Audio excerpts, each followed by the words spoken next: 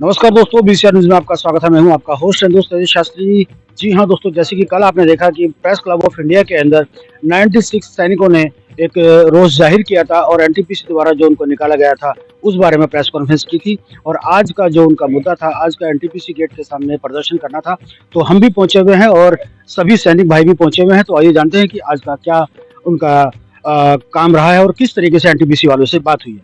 नमस्कार, आप सभी का स्वागत है बीसीआर न्यूज में। सर, आज बताइए कि कल आपकी प्रेस कॉन्फ्रेंस हुई थी और आज आप एनटीपीसी के गेट के पास पहुंचे हैं, तो क्या रहा है आपका? देखो, कल भी हमारी कॉन्फ्रेंस हुई है और आज हम एनटीपीसी के गेट पे आ गए और यहाँ हमने हमारी मांगे रखी है। मीडिया के भाई साहब भी थे और उनको यही बताया है कि हम लोग जब एनरॉन में ज्वाइन किया उसके बाद में एनटीपीसी ने टेक ओवर किया है वहाँ पे और हमारे को कुछ नहीं दिया है। इन्होंने हमको बाहर निकाल के दूसरा सिक्योरिटी लगा दिया और हमको इसके कारण हम लोग सेना से रिटायर है। 40 साल उम्र थी उस समय, 5-6 साल नौकरी किया है उनके साथ हमने, और उसके बाद में इन्होंने हमको बाहर निकाल दिया। तब तक हमारी उम्र चली गई और हमको बाहर कहीं जॉब नहीं मिला और उसके बाद में जो है हमको ऐसे नॉर्मल सिक्योरिटी में हम रहे, जिससे हमारा परिवार बच्चों का पढ़ाई ढंग से नहीं हो पाया। इसलिए हमारा बहुत बड़ा नुकसान हुआ है और इसका जवाबदार एनटीपीसी कंपनी है। हम ये चाहते हैं कि एनटीपीसी ने हमारा जो है हिसाब किताब करके हमारा नुकसान भरपाई देना चाहिए और सरकार से भी रिक्वेस्ट करते हैं कि सरकार ने भी इसमें ध्यान डालना चाहिए। हम 24 साल से इस चीज को मांग कर रहे हैं, हम सब टटल मटल के हमें कोई न्याय नहीं मिल रहा है। आज हम आखिरी चेतावनी देना चाहते हैं कि अगर हमको नहीं हुआ हमारे बारे में तो हम आगे चल के इस गेट पे कुछ भी कर सकते हैं। हम खुद को भी कुछ कर सकते हैं या आगे कंपनी का भी कुछ कर सकते हैं। इसका कंपनी ने ध्यान रखना चाहिए, यही मैं कहना चाहता हूँ। आप क्या कहना चाहेंगे? एनटीपीसी कंपनी ने सबसे पहला हमको बहुत बड़ा धोखा दिया है। एनरॉन में पहुंच गई लेकिन एक्समैन को किसी ने ये नहीं किया। आखिरी उन लोगों ने हमको पुलिस फोर्स लगाकर बाहर निकाल दिया। हम लोग महाराष्ट्र से यहाँ पहुंच चुके हैं, इसलिए तो एनटीपीसी ने हमारा तरफ उन्होंने ख्याल रखा। आज आप यहाँ पहुंचे, इसका एनटीपीसी वालों ने कुछ आश्वासन दिया? आज तो कुछ नहीं दिया, आज उनका ऑफिस बंद है, इसलिए हम संडे के दिन शनिवार को सोमवार को बात करेंगे। हाँ, यही है। अभी क्या है, जो कुछ हमारे को साथ उन्होंने जो भी बर्ताव किया है, ये बर्ताव हमारे को हमारे सहनशीलता के बाहर हुआ है। फिर भी हमने कंट्रोल करके आज हम सहनशीलता से, एक माजी सैनिक होने के नाते हम लोगों ने सहनशीलता से यहाँ गेट पे आए हैं और हम उम्मीद करते हैं कि हमारे को उन्होंने हमारा मुआवजा देना चाहिए। यही मेरा बोलने का मतलब है। Thank you. मैं ये कहना चाहता हूँ कि हम महाराष्ट्र से भूतपूर्व सैनिक लक्ष्मण मारी, हम लोग महाराष्ट्र से यहाँ तक आए हैं तो हमारे हक के लिए आए हैं। तो सबसे पहली बात तो इंटरनेशनल जो कंपनी थी, जो बैक्टल, उस कंपनी में हम लोग सभी 96 लोग उसके अंदर ज्वाइंट थे। उसके बाद हम लोगों ओपीयू में आ गए। ओपीयू में आने के बाद परमानेंट एम्प्लॉयज हम लोग थे और परमानेंट एम्प्लॉयज डीपीसी ने हम लोगों को परमानेंट एम्प्लॉयज किया है, सब कुछ लिया। लेकिन कोर्ट के अंडर में हमने उस कंपनी को हमने बिल्कुल अपने प्रॉपर्टी समझ के, देश की प्रॉपर्टी समझ के हमने उस कंपनी की देखभाल किया है। लेकिन कंपनी की देखभाल करने के बाद भी हमारे ऊपर एनटीपीसी ने अन्याय किया है। जबकि जब कोर्ट रिसोर्स से जब कंपनी ने एनटीपीसी ने हैंडल लिया, उसी समय को हम लोगों को 96 लोगों को उन्होंने कन्वर्ट करके लेना था, तभी ये मोहब्बत नहीं आती थी। तो आप लोगों को सबसे पहले मैं आप लोगों को बीसीआर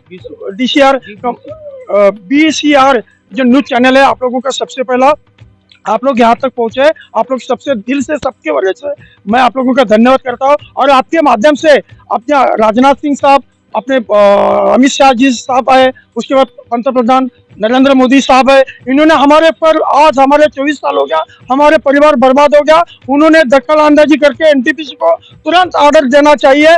हम बेघर हो गए, हम लोग बेघर होते, मजबूरी समझ कर हम लोग लास्ट स्टेप ये उठाया। अगर इसके बाद अगर कुछ होता है तो उसकी रिस्पॉन्सिबल भारत सरकार रहेगी और एनटीपीसी रहेगी। हमारा हक दिला दो, यही हम आपसे निवेदन करते हैं। धन्यवाद। आज आप यहाँ आए, क्या आश्वासन, किस तरह का आश्वासन दिया? देखो, हम लोगों को आसमान, अभी तक हमारा कोर्ट में केस चालू है। अभी कोर्ट पे जब हमारी तारीख आती है, यहाँ एनटीपीसी वालों ने क्या आश्वासन? अभी तक हम लोग फर्स्ट स्टार्टिंग में हम लोगों को आए हैं, अभी तक हम लोगों के एनटीपीसी ने किसी भी चीज का आश्वासन दिया नहीं है। ये हमारे अभी स्टार्टिंग है। अभी इसके बाद हम किस मोड़ पे जाएंगे उसका कोई अंदाजा हम दे नहीं सकते आज के डेट में। लेकिन हमारे हक के लिए चाहे कुछ भी हो, हमारा अगर हक नहीं मिला तो हमारे हक के लिए हम कुछ किसी भी पार्टी के ऊपर जा सकते हैं और हमारा हक मिलाने के लिए कर सकते हैं। सर आप क्या कहना नमस्कार। चाहेंगे आगे? नमस्कार, मेरा नाम एक्स आर्मी हवलदार सूर्यकांत सकाराम पवार, महाराष्ट्र का रहने वाला हूँ। एनटीपीसी कंपनी के पहले हम लोग दाभोल पावर कंपनी के एम्प्लॉय थे और दाभोल पावर कंपनी का टेक ओवर करने के लिए एनटीपीसी आया। एनटीपीसी 2005 नवंबर को आया था और वो सबसे पहले चंदन जय नारायण और सक्सेना साहब आए थे एचआर के, और उन्होंने हमारे को प्रॉमिस किया था कि भाई हम आपका स्वागत करते हैं, हम जिस तरह से आप लोगों ने दाभोल पावर कंपनी में सेवा किया है उस तरह से हमारे साथ भी सेवा कर लेना। हमने उनको शब्द दिया था। उसके बाद में 8-10 दिन के बाद में उनके डायरेक्टर आए यहाँ पर, चंदन राय करके डायरेक्टर थे, वो आए थे और उन्होंने भी हमारे मीटिंग लिया था और उनको अपने जो कोटरेश्वर थे MSI पटेल, उन MSI पटेल ने बोला था कि ये देश सेवा करके आए हुए सैनिक है और ये दाभोल पावर कंपनी के एम्प्लॉय है और आप उनको रुजू करके लेना। तो उन्होंने शब्द दिया था कि हम इनको परमानेंट जिस हालत में थे उसी हालत में हम उनको परमानेंट अगर है तो हम ले लेंगे करके।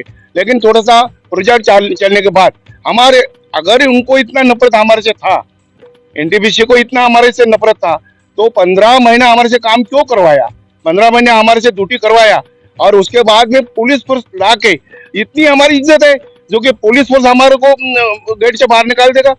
हम एक देश के नागरिक और भारत माता का सैनिक जो कि सबसे अपने देश के पंतप्रधान बोलते हैं कि हमारा हीरो है करके, तो हम इस हीरो का यही इज्जत है क्या?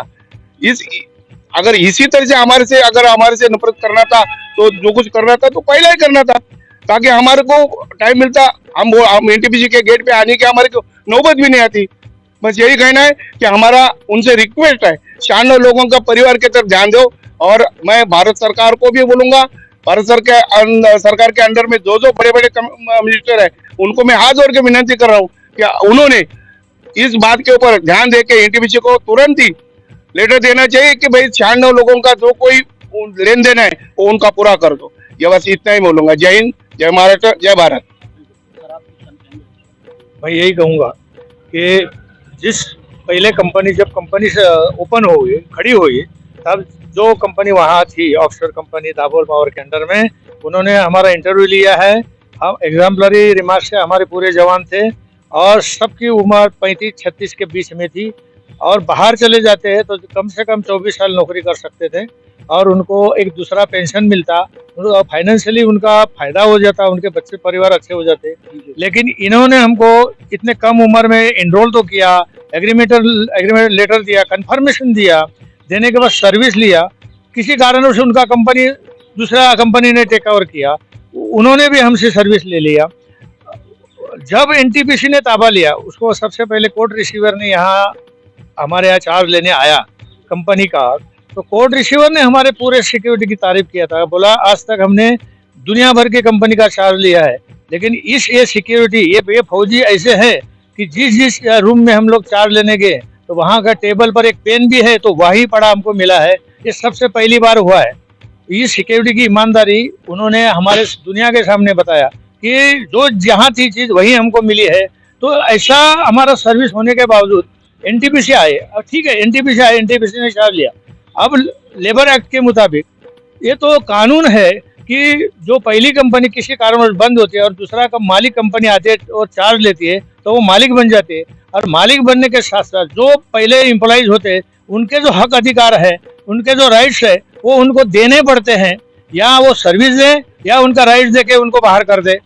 वो उन्होंने ऐसा किया नहीं। उनके जो चीफ थे एनटीपीसी के चंदन राय साहब, उन्होंने चार्ज लेते समय हमको बिल्कुल ऐसा भूल-भुलैया जैसे चीज़ दिखाई कि भाई आप लोग अभी ड्यूटी करो और ये कंपनी जब सही ढंग से चलने लगेगी तो आपका हम परमानेंट एम्प्लॉय जैसे थे वैसे आप ड्यूटी करने शुरू हो जाएंगे, फिलहाल आप इनके अंडर में काम करो।